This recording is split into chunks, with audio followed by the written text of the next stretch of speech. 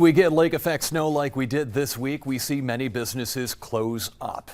Tonight, though, we go to where businesses thrive on these conditions, the Tug Hill.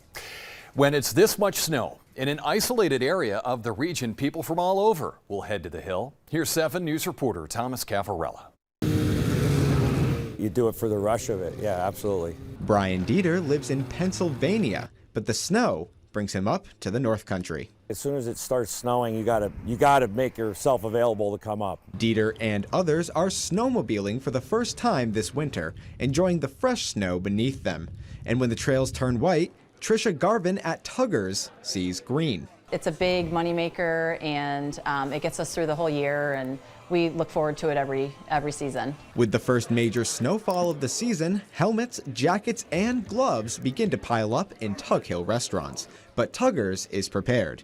With extra food delivered and extra staffing, they're ready to face the higher volume of customers inside and out. Our guys are out plowing and moving snow around, and that's a big job there. While December is the beginning of Tuggers' busiest season, it's normally slow going at first. People are having their own things going on with, the holidays, and if there's no snow, then there's not that many people around. With a green December behind the Tug Hill region, businesses are embracing a white January. Snowmobilers too, so they can continue their passion. Need more cold weather, so hopefully it stays around for a little bit. Cold weather to keep helmets on, and people coming to the Tug Hill. Thomas Caffarella, 7 News.